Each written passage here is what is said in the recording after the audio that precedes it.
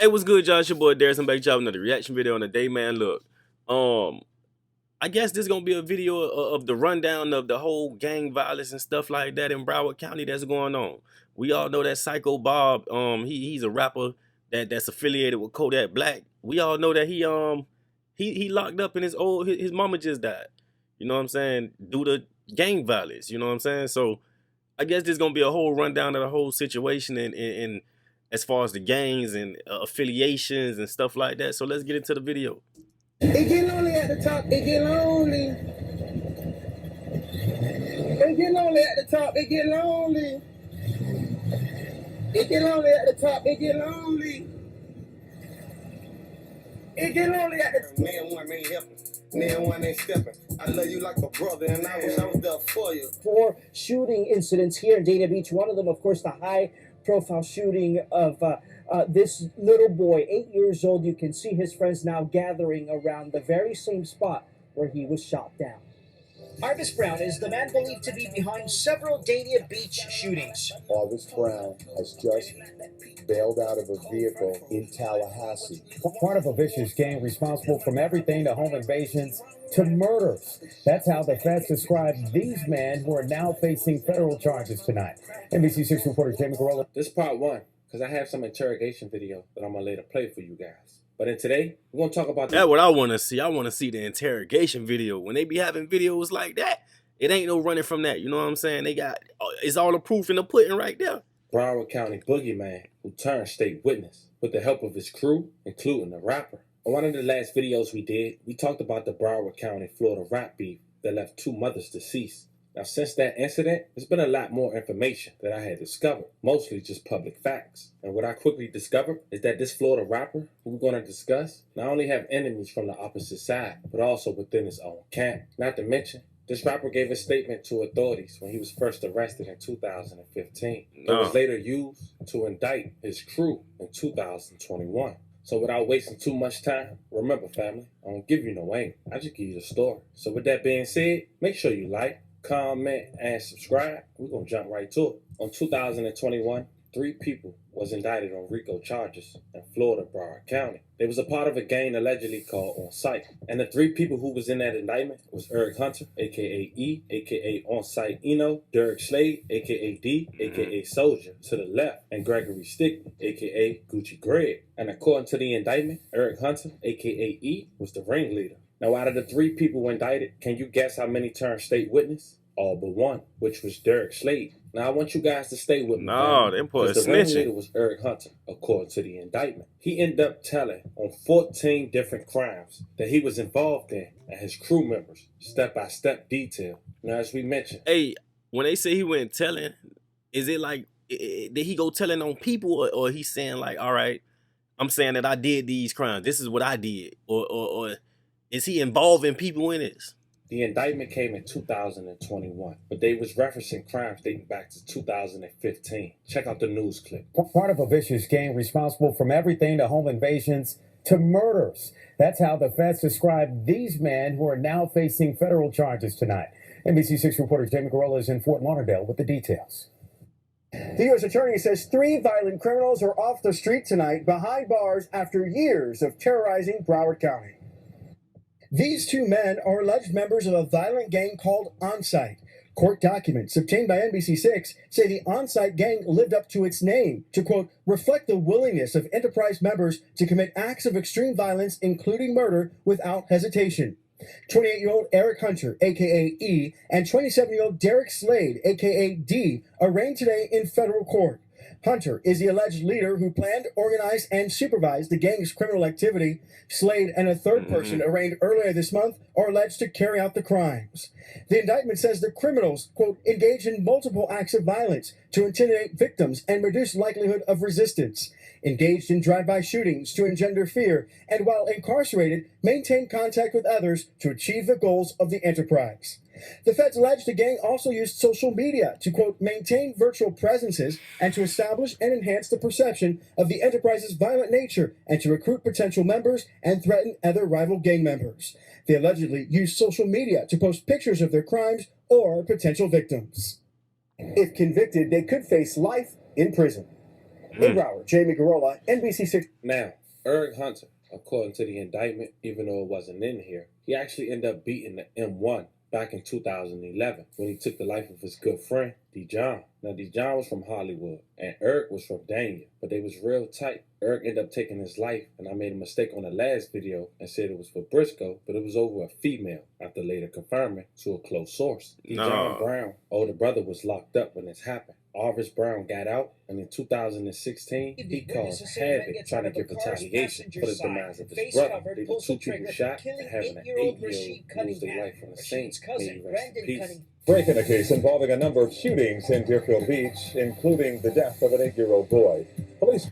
I mean, but he ain't wrong, you know what I'm saying? His brother got killed when he was locked up, so when he got out, of course he finna find out who did it, you know what I'm saying? And if you got to take down the city, finding out who did it, that it is what it is. Caught up with a suspect here in South Florida. And they also made arrests in Tallahassee. Local 10 News reporter Hatzel Vela joins us live with details. Hatzel. Janine, they're telling us now that their man is Arvis Brown, 19 years old, recently out of prison, now arrested, caught up in Tallahassee. He, they say, is believed to be behind 2 of the 4 shooting incidents here in Dania Beach. One of them, of course, the high-profile shooting of this little boy, 8 years old. You can see his friends now gathering around the very same spot where he was shot down. Hey, but then again, that's what I hate, you feel me? It's like, when innocent bystanders and kids and stuff like that get hit, you know what I'm saying? It's like it's a different feel to it. It's like that's not a part of the game. That's not a part of it. When you looking for your man, you go get your man or whoever involved with him. But when it come down to like the kids and the innocent people that's surrounding them, like I don't agree with that at all. Arvis Brown is the man believed to be behind several Dania Beach shootings. Arvis Brown has just bailed out of a vehicle in Tallahassee. Brown, 19 years old, just got out of prison in early November, locked up 6 years for a Lee County shooting. In the middle of the news conference, Sheriff Israel gives an update. Arvis Brown is in custody. Investigators believe Brown is responsible for the shooting death of 25-year-old Christopher Jordan on Christmas night. They think Jordan was killed in retaliation for a 2011 murder where Arvis's brother, Dijon, was killed. Wednesday evening, witnesses say a man gets out of a car's passenger side, face covered, pulls the trigger, killing 8-year-old Rashid Cunningham. Rashid's cousin, Brandon Cunningham, the intended target, was shot several times as he tried to shield the children, more than a dozen, who were simply walking home from a nearby birthday party. It is absolutely time to crazy. stop burying 8-year-olds. Rashid's grandmother, who in the past 2 days has not held back on emotion, talked to us outside once again. Why he done my baby like that? He got me so empty. The family knows Arvis Brown, but still not sure why they were targeted, as they claim not to be part of this vicious cycle of crime. My grandson got shot 2 times in the chest, 1 time in the head. Didn't deserve it. This is a pickup truck the deputies say they have in their possession. A pickup truck they say was used in the Christmas Day murder. They are hoping to figure out who was driving, who may have been passengers inside this truck. If you know anything about that truck and who may have been inside, you're asked to call Broward Crime Stoppers. That number, 954-493-TIPS. We're now reporting live in Dania Beach, Hatzel Vela, Local 10. Now remember, all this is because of Eric, but he ended up going to jail. Damn, that's crazy. For John demise. Now he ended up getting out because no state witness, and he was released after about 5 years. Now before we talk about all 14 of the crimes that Eric had confessed to, I want us to talk about one in specific at this very moment. It was the 11th crime that Eric Hunter had admitted to on November 25th, 2015, during his plea on 8/26/2022. Counts 1 and 2, robbery/kidnapping. August 25th, 2015. On that date, Eric Hunter Gordon, and co-conspirators. Remember the word co-conspirators. Now before we continue, that co-conspirator been all through Eric's indictment and his confessions, but he wasn't indicted. But that's going to later play key to the rapper. But as we continue, they say they kidnapped the victim in Daniel. The victim was known in the community as a large-scale drug dealer. Hunter, Gordon, and the co-conspirators surveillanced the victim for several days. They observed him riding a bicycle to the local grocery store. Hunter, Gordon, and the co-conspirator. So he a big time drug dealer, but riding a bike to the store. A big time drug dealer in the area, but he riding a bike to the grocery store. How big? What is the level of big time? Cause like I ain't never seen Pablo Escobar, some shit like that, ride a bike to the store. You feel me? Like what is the level of big time? This is crazy. Were in a vehicle. They hit the victim with the vehicle and thereafter assaulted him. They forcefully placed him in a vehicle at gunpoint. They drove him around, during which time he frequently passed out. Ultimately, they forced him by means of assault to place a phone call to a criminal associate. The associate brought $30,000 to an agreed location. Hunter and a co-conspirator retrieved the money and then they released them. Gordon would testify that approximately 4 drive-by shootings were committed by Hunter and Gordon and a co-conspirator in order to intimidate the victim and a neighbor of the victim who was a potential witness in the kidnapping. Hey, when I look at stuff like this, I'm like, all right, it looked like it's legit. But then again, when you look at the top of the screen, it looked like they tried to white out a whole lot of shit right there on whatever that part is they trying to cover up. I don't agree with that. Don't cover up nothing. You feel me? Like, let everything ride. Case, but it was somebody arrested for that crime back in 2015, later getting 5 years of probation after cooperating. He wasn't mentioned in this indictment or his name. That person go by Cambrell Smart, aka Syko Bob. But this shit getting that good. Person go by No, they try. So y'all trying to tell me the co-conspirator, the nigga that's snitching that ain't being mentioned, is Syko Bob. Broward County, Florida rapper Syko Bob, who locked up currently right now. Y'all trying to tell me he was out there snitching? I find that hard to believe. Real Smart, aka Syko Bob. Tell me he was snitching. In the indictment with Eric and the on-site crew, it seemed like Syko Bob was a part of that crew but didn't get indicted because of his statements. Now this timestamp from the court was September 22nd, 2015. And before we count and describe the statements from each count according to Syko Bob given the detective, I think you gotta understand, for him to get that plea and not be an indictment, there's no such thing as giving a plea without giving a confession statement about everything that happened. They don't give it to you just because you was the first one arrested, which explains why his name wasn't mentioned and was used as a key word like most witnesses do in indictments. Now when Eric and Gordon had confessed to that robbery of that man for $30,000 holding him for ransom, it seemed that Syko Bob was the passenger for that same incident. Now the victim wasn't named in the indictment, but according to Syko Bob arrest record, aka the co-conspirator, the victim was Toby's Barfield, which was the same details that Eric had to admit to. Count 1, robbed with a firearm,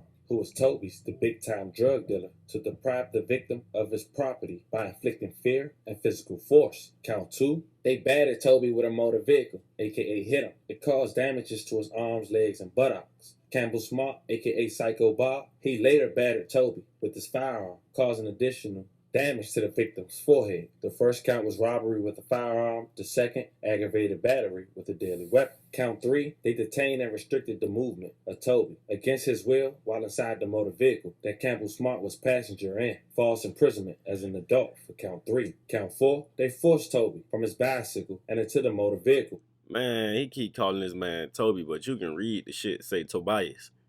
Tobias Barfield. You can see that, man. You keep calling this man Toby, man. Like it's like we gonna have a whole perception of a whole different nigga. Now we thinking Toby. You know what I'm saying? That might be what they call him for short or something.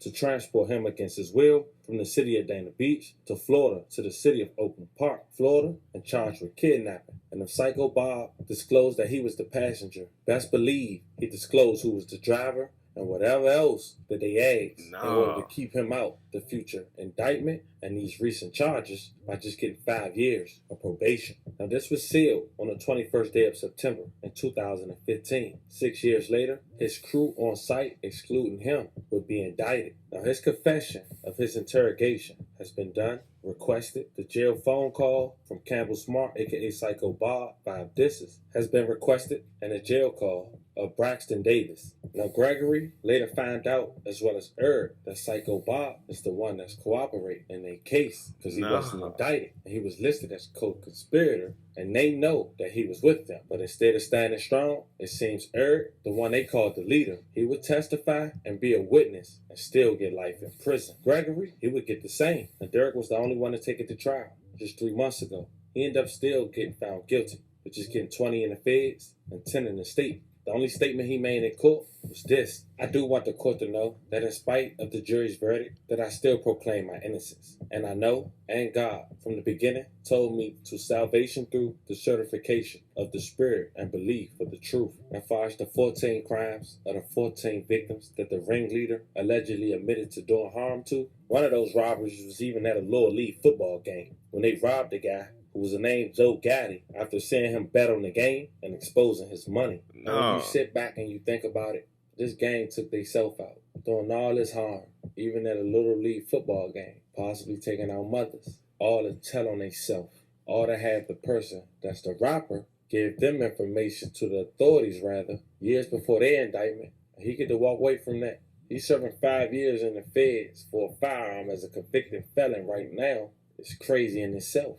All in all, we send prayers to all the victims, anyone who was affected by the series of events that we talked about. But in this video, we found out that the boogeyman of Broward County was the biggest state witness. Not to mention, his crew followed suit after the rapper was the first to give information, as aka the co-conspirator. Family, let me know how you guys feel about this one in the comments. Don't forget. Hey man, that's the end of the video. Look, man. Damn, dog, I find it hard to believe Syko Bob was really in there snitching though. Like, that man really like played both sides of the fence.